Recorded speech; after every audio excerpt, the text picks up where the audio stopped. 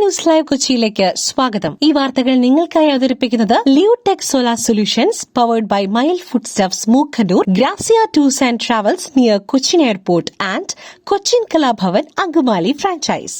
ഇന്ദിരാ ഗ്യാരണ്ടികൾക്ക് അധിക വരുമാനം കണ്ടെത്തണം, വരുമാനം വിടവ് പരിഹരിക്കണം.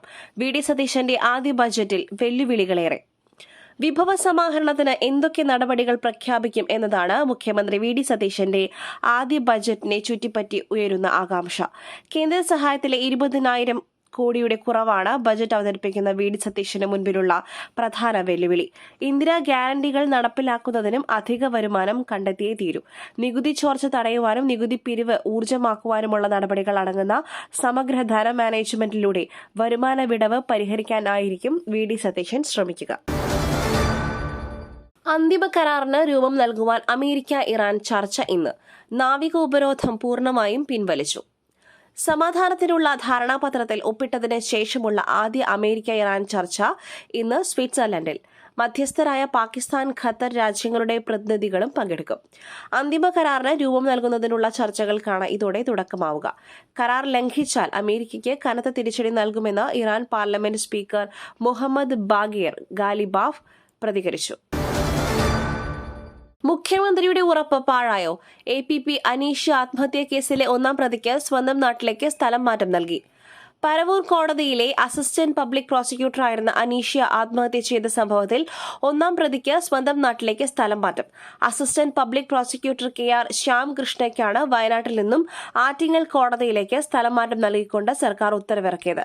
അന്വേഷണം പ്രത്യേക സംഘത്തെ ഏൽപ്പിക്കുമെന്ന് കഴിഞ്ഞ ദിവസം മുഖ്യമന്ത്രി കുടുംബത്തിന് ഉറപ്പ് നൽകിയിരുന്നുവെങ്കിലും അതെല്ലാം പാഴായി. സ്നേഹത്തണൽ വൃദ്ധസദനത്തിലെ ബാലവേലയും മർദ്ദനവും ക്രൂരതകളുടെ വിവരം പുറത്ത്. പത്തനംതിട്ട ഓമല്ലൂരിലെ ഏലോഹിം ഗ്ലോബൽ വർഷിപ്പ് സെന്ററിന് കീഴിലുള്ള സ്നേഹത്തണൽ വൃദ്ധസദനത്തിലെ കൂടുതൽ ക്രൂരതകളുടെ വിവരം പുറത്ത്. കട്ടപ്പന സ്വദേശിയായ കുട്ടിയെ കൂടാതെ സ്ഥാപനത്തിലുണ്ടായിരുന്ന വേറൊരു കുട്ടിയോടും സമാനമായ ക്രൂരതകൾ. കോട്ടയം സ്വദേശിയായ 17-കാരനെ ഉപദ്രവിച്ച ശേഷമുള്ള ദൃശ്യങ്ങൾ പുറത്തുവന്നു. കട്ടപ്പന സ്വദേശിയായ കുട്ടിയുടെ പരാതിയിൽ സ്ഥാപനത്തിലെ മാനേജർക്കും ജീവനക്കാർക്കുമെതിരെ കേസെടുത്തിട്ടുണ്ട്. ശമ്പള പരിഷ്കരണം, ക്ഷേമ പെൻഷൻ വർധന, ഇന്ദിരാ ഗ്യാരണ്ടികൾ, പ്രഖ്യാപനങ്ങൾ എന്തെല്ലാം? വി.ഡി. സതീശൻ സർക്കാരിന്റെ ആദ്യ ബജറ്റ് ഇന്ന്.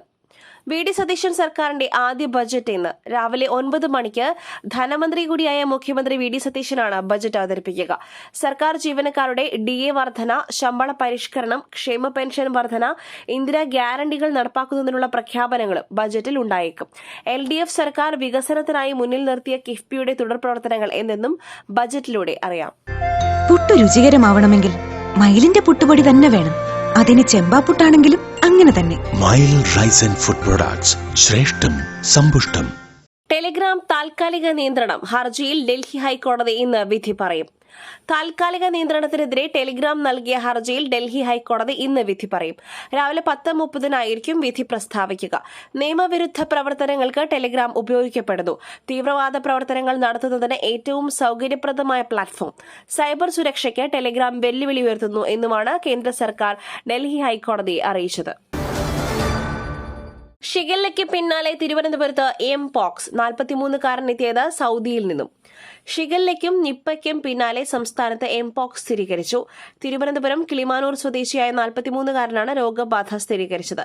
സൌദിയിൽ നിന്നാണ് ഇയാൾ കേരളത്തിലെത്തിയത്. ഇയാളുടെ ആരോഗ്യനില തൃപ്തികരമാണ്. നിലവിൽ തിരുവനന്തപുരം മെഡിക്കൽ കോളേജിൽ ചികിത്സയിലാണ്. ഈ വർഷം ആദ്യമായാണ് സംസ്ഥാനത്ത് എംപോക്സ് സ്ഥിരീകരിക്കുന്നത്. മറ്റൊരു വാർത്തയുമായി കണ്ടുമുട്ടുന്നതുവരെ നന്ദി, നമസ്കാരം.